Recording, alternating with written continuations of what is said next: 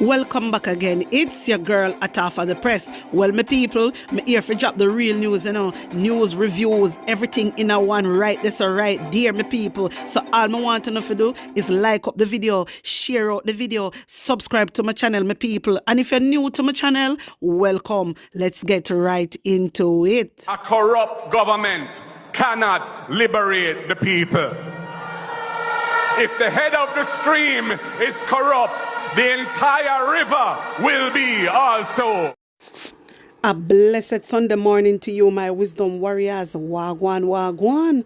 I hope you guys are in good spirit. Well, 3 persons are dead following a crash involving a taxi along Brunswick Avenue in Spanish Town, St. Catherine, on Saturday afternoon. The incident occurred around 3:30 p.m. when the taxi driver reportedly lost control of his Nissan AD wagon motorcar and rear-ended a truck loaded with sand near the stoplight at McCoy's Land, according to preliminary police reports. You know, so this is very devastating, my wisdom warriors. Very, very devastating. 3 killed after taxi slammed into truck on Brunswick Avenue in Spanish Town. It is very devastating. I don't know why they not take them time and drive. I just don't know why. But then again, they're saying lost control. Boy, we not even know what going from what I going, my wisdom warriors. The only thing we know, it's 3 killed. 3 person die. 3 person die. I just want to say rest in peace and my condolence goes out to the family. Missing is 13 years old Kaylee Taylor. She was last seen in Richmond Park in the parish. Her mode of dress at the time she went missing is unknown. She is of dark complexion, slim build, and is about 163 centimeters, 5 feet and 4 inches tall. My wisdom warriors, tell a friend to tell a friend about this young girl that has gone missing. Share this video, my wisdom warriors. Share it so persons can see. Because from we share the video, it will reach whole heap of people. And we hope somebody seeing this young lady. Because too much of our girls are going missing. Too much. And not one day I see them get up and keep a press conference. Not one day. Not one day. And them know, the government knows that there's child trafficking going on in Jamaica. Them same one come out and say it. Them know that human trafficking going on in Jamaica. And not one day they say make them come out and do a press conference and make the Jamaican people know what is going on. This is getting out of hand. This is getting out of hand now, my wisdom warriors. We have to do something about it. Even if we rise up and protest for our young kids that is going missing. Come on, this is ridiculous. Every time Pitney I go missing. Every time. Mighty God of Daniel, this is too much now. This is too much now. If anybody have seen this young girl, please ring the nearest police station or call the Highgate police station at 876-992-2233. A man who was killed in Baltimore, USA on Tuesday has been identified as 22-year-old Jamaican Tyreek Brown, a resident of Kingston. Baltimore police confirmed his identity yesterday. Police officers were called to Hammerjack, the venue for a popular Caribbean party, about 1 a.m. Mr. Brown was shot in the chest inside the venue. He was later pronounced dead at a hospital. Local TV station Fox 45 spoke with Mr. Brown's cousins, who said he was visiting family at the time of his death. He had gone to Hammerjack to attend the annual Bloom DMV party, which is a music fest featuring Jamaican artists. So you hear that now, my wisdom warriors. At Kingston, he come from, resident of Kingston, and he go all the way to USA, go visiting family them, and here he end up and he go one little session and say right now, him just gone.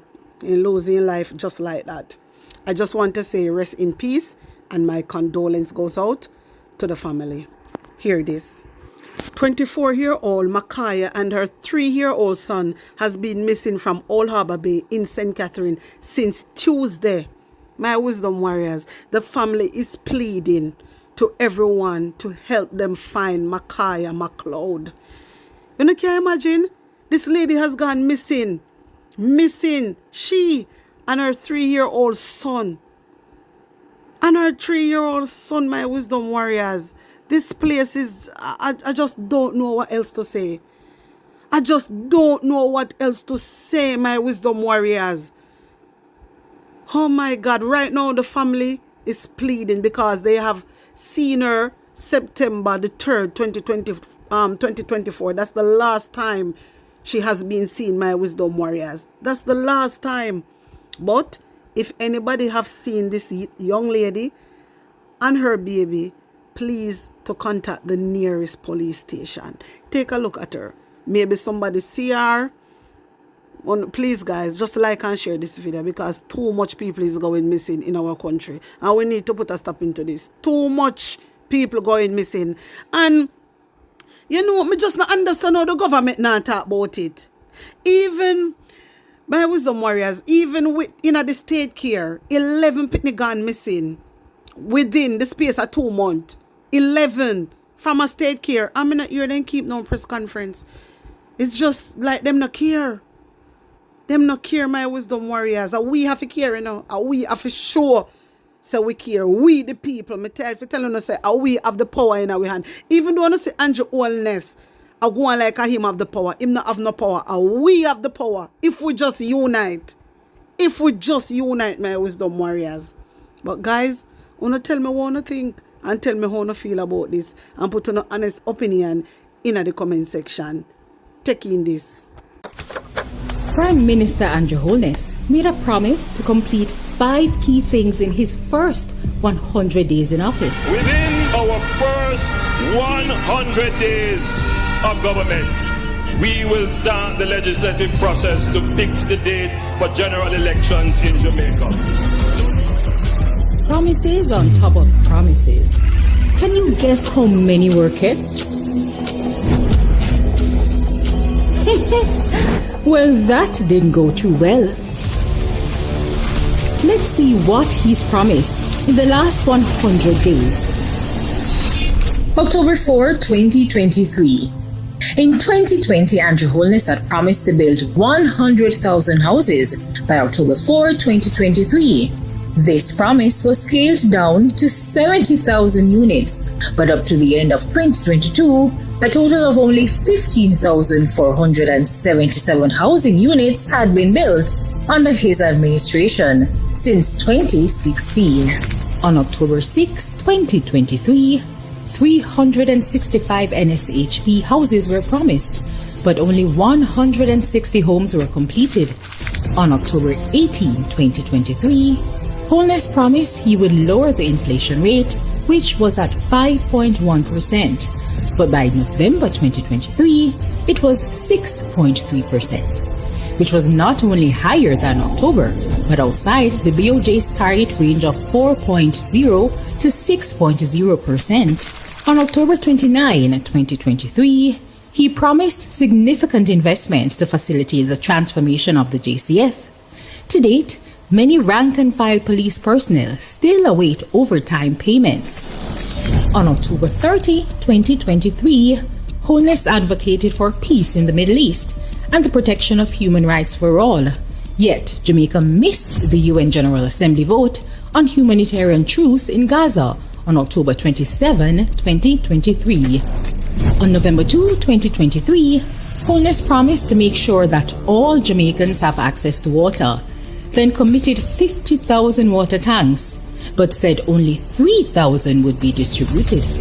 On November 8, 2023, Andrew Holness promised to respond to the Integrity Commission about his 2022 and 2023 statutory declarations not being certified. As of February 2024, he has not updated the country, nor have they been certified. On November 19, 2023, Holness promised $330 million for a special housing-related response for home repair. The next day, on November 20, 2023, Holness also promised to commit to address the issues and offer support to the residents affected by flood rains.